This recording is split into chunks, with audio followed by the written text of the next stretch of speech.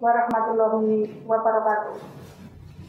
Puji syukur senantiasa marilah kita panjatkan kehadirat Allah Subhanahu wa Ta'ala yang telah melimpahkan rahmat dan hidayahnya sehingga pada kesempatan ini kita dapat berkumpul dalam keadaan sehat walafiat.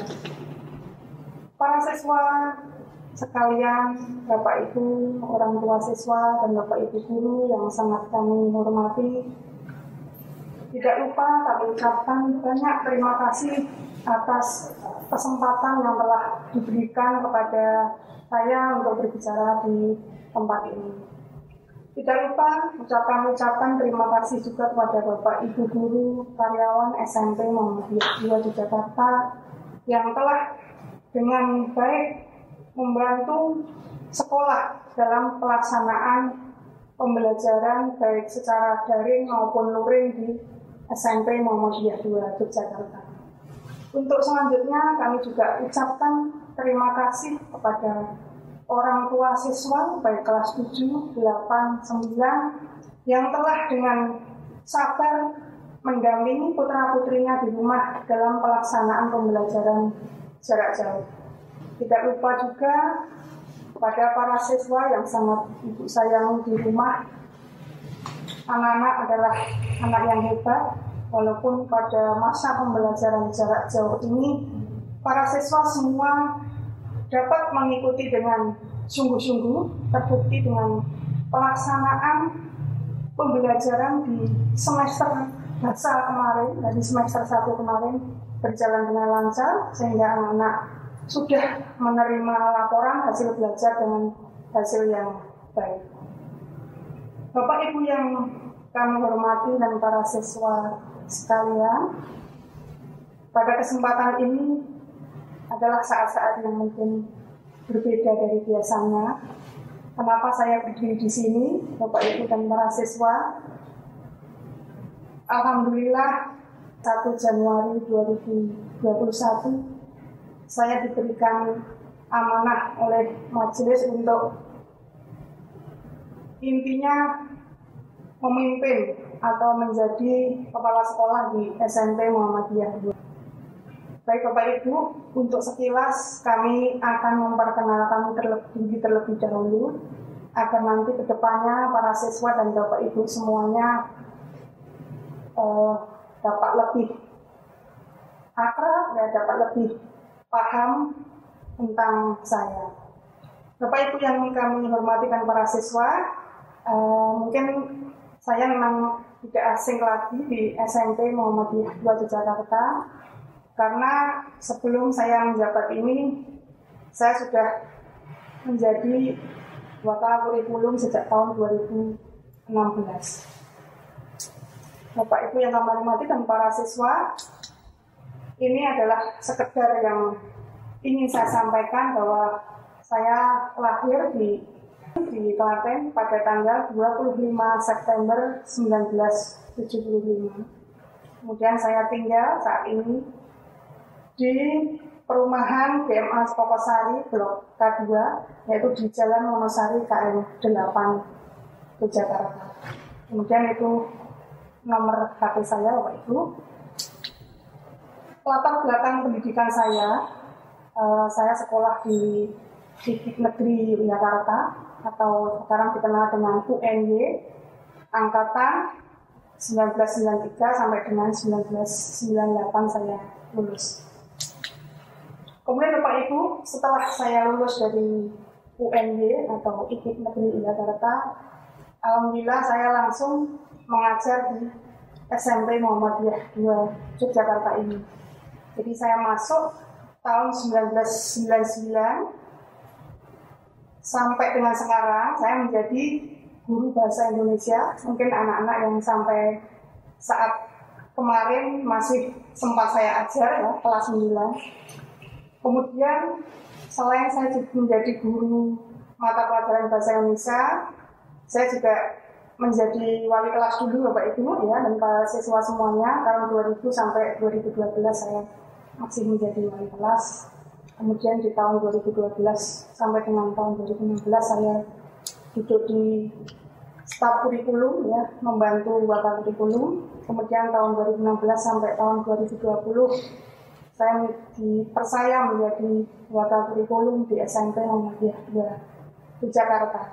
Kemudian mulai 1 Januari 2021 insya Allah saya menjadi kepala sekolah di SMP. Saya hanya bisa memohon doa pada Bapak Ibu semuanya, mudah-mudahan saya bisa amanah dan perjalanan ini berjalan dengan lancar. Bapak Ibu yang kami hormati dan para siswa, itu sekilas perkenalan dari saya. Kemudian Bapak Ibu kita menginjak ke hal berikutnya tentang persiapan pembelajaran di semester genap nanti ya.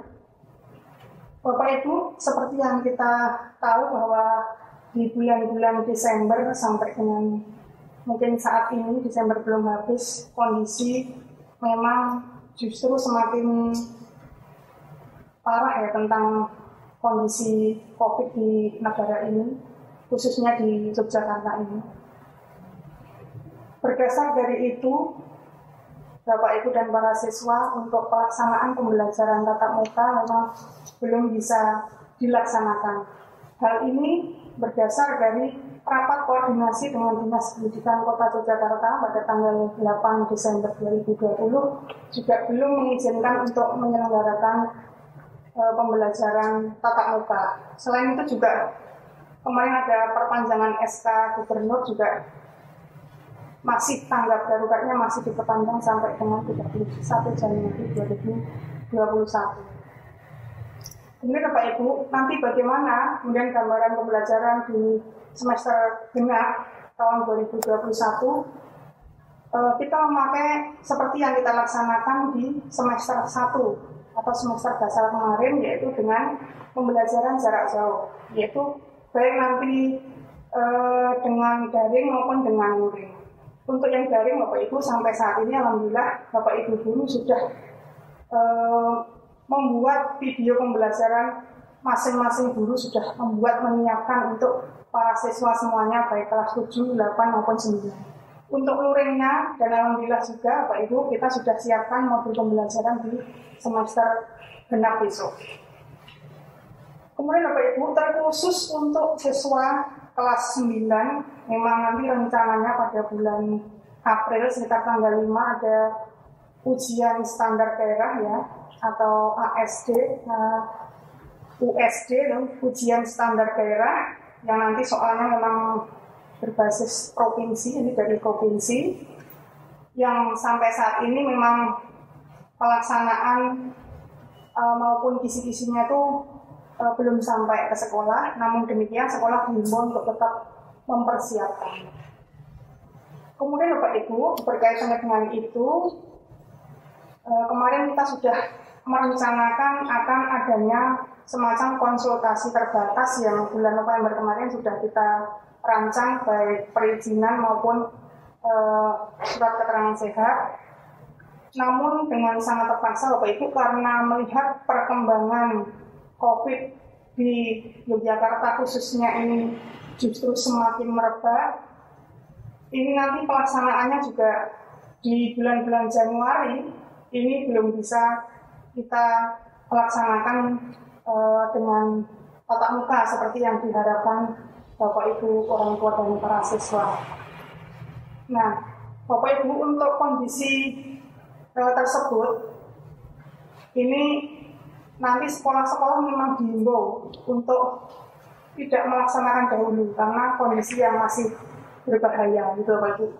Nah nanti Bapak Ibu dalam hal ini ya pelaksanaan konsultasi terbatas yang belum bisa terlaksana mungkin di bulan Januari atau seterusnya melihat kondisi, nanti ini di dalam kesempatan ini kami juga menghadirkan Bapak Haji Sigit Haryo Yudanto, Sarjana Psikologi, yaitu Bapak Sigit adalah Ketua Satgas MCCC PDM Kota Yogyakarta untuk memberikan penjelasan lebih detail mengapa pembelajaran tatap muka ataupun konsultasi terbatas ini belum bisa kita laksanakan bahkan sampai bulan Januari ini nanti.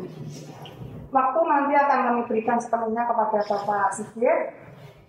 Dari saya Bapak Ibu, nanti jika ada perubahan yang akan terjadi apapun itu, nanti sesegera mungkin akan kami sampaikan pada para siswa dan pada Bapak Ibu semuanya. Bapak Ibu yang kami hormati dan para siswa, waktu selanjutnya ini adalah penjelasan kenapa ini kita pembelajaran tatap muka belum diperbolehkan, termasuk juga konsultasi masih harus ditinjau ulang dan belum dilaksanakan pada bulan-bulan Januari ini. Ini waktu kami berikan sepenuhnya kepada Bapak Sigit Arya Widanto untuk memberikan penjelasan sampai dengan sejelas-jelasnya. Bapak Sigit, terima kasih Bu Nani, Kepala Sekolah. Bismillahirrahmanirrahim. Assalamualaikum warahmatullahi wabarakatuh. Dan saya hormati Ibu Kepala Sekolah, Bapak Ibu Guru, Bapak Ibu Wali Murid yang berbahagia, dan anak-anak yang sehat insya Allah dan berbahagia walaupun belum sempat belajar tatap muka. Baik, langsung saja. Jadi COVID ini memang belum mereda, dan sejak bulan Februari sampai saat ini malah cenderung fluktuatif, cenderung naik. Untuk itu pertama-tama kita memang selalu berharap Bapak Ibu dan siswa semuanya diharapkan tetap menerima dengan ikhlas dan sabar, karena kita juga tidak tahu kapan pandemi atau musibah COVID ini akan berakhir. Awalnya di Jogja itu di Februari masih sedikit penambahan COVID, masih berkisar antara 10 sampai 20 sampai bulan Agustus, sehingga kita sudah menyiapkan pembelajaran tahun ajaran baru. Tapi melihat kondisi juga belum memungkinkan, kita perpanjang untuk belum bisa melakukan tatap muka. Saat di bulan September, November itu agak menurun kondisi COVID ini, sehingga kita mengizinkan dengan beberapa syarat sekolah bisa mengadakan tatap muka. Tapi di akhir ini, di bulan Desember, ini nampaknya kondisinya semakin menaik. Di tingkat nasional, rata-rata penambahan COVID itu sekitar 7.000 lebih rata-rata. Kemudian di Jogja, daerah istimewa Yogyakarta, itu sekitar 200 lebih. Yang terakhir kemarin, yang paling tinggi adalah 270-an. Di Jogja sendiri pernah yang paling tinggi beberapa hari yang lalu, penambahan COVID positif ini 121. Ini sangat tinggi, sehingga kita di MCCC, baik di tingkat PDM, PWM maupun tingkat pusat, kemarin mengadakan Rakornas, rapat kerja nasional terkait dengan situasi kondisi COVID saat ini. Hasil Rakornas kemarin masih memutuskan belum bisa mengadakan tatap muka, masih di bulan Desember dan Januari masih belum mengizinkan untuk pembelajaran tatap muka. Tapi nanti akan kita lihat kondisi. Seandainya di bulan Februari ini ada penurunan yang signifikan terkait COVID ini, insya Allah akan dibuka sedikit-sedikit. Dalam artian akan membolehkan sekolah untuk konsultasi belajar atau tatap muka terbatas, sehingga anak-anak bisa belajar di sekolah dengan waktu tertentu. Kemudian juga nanti kita akan membuat surat edaran kepada sekolah-sekolah Muhammadiyah khususnya untuk dapat tetap menyiapkan pembelajaran tatap muka terbatas atau konsultasi belajar dengan syarat-syarat yang sudah ditentukan. Kemudian harapan kita, Bapak Ibu semua tetap menjaga kesehatan, tetap memakai masker, menjaga jarak, mencuci tangan, dan menghindari kerumunan. Apalagi saat ini kondisi liburan perlu dijaga sangat ketat. Di jalan-jalan sangat ramai, sehingga kita berharap tidak usah berkerumun. Kemudian nanti untuk kesiapan anak-anak pembelajaran, mohon dijaga kesehatannya, tetap menggunakan masker, kemudian mencuci tangan, menjaga jarak, dan menghindari kerumunan. Itu yang bisa saya sampaikan. Kita selalu berdoa agar pandemi atau musibah COVID ini segera berakhir, sehingga kita bisa hidup secara normal sesuai yang kita inginkan. Terima kasih. Salam sehat dan selalu tetap bahagia. Billahi taufiq wal hidayah. Assalamualaikum warahmatullahi wabarakatuh. Waalaikumsalam warahmatullahi wabarakatuh. Terima kasih pada Bapak Sekretaris Kantor yang memberikan banyak penjelasan tentang COVID ya, yang sekarang ini justru semakin merebak karena memang kondisinya kita habis liburan panjang ya, Januari kita baru masuk.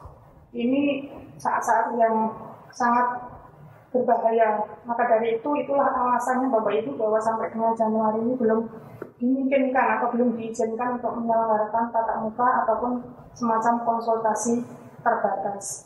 Namun demikian Bapak Ibu, seperti yang disampaikan Pak Sigit tadi, sekolah tetap harus menyiapkan, walaupun entah kapan nanti mau diselenggarakan, ataukah Februari ataukah Maret, agar anak-anak juga mencoba untuk melaksanakan tatap muka.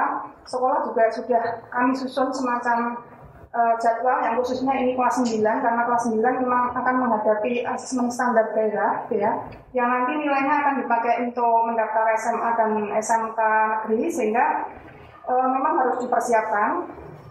Untuk itu pihak sekolah Bapak Ibu sudah menyiapkan draft bagi kelas 9, yang kelas 78 yang mohon bersabar dulu ya Bapak Ibu ya. Kelas 8 itu sementara kita menggunakan daring dan luring dulu sampai kondisi memungkinkan. Kemudian yang untuk kelas 9 konsultasi juga belum bisa dilaksanakan tadi sampai Januari sambil melihat perkembangan selanjutnya. Namun demikian ini jadwal yang rencananya sudah kami susun untuk kelas 9 Bapak Ibu ya.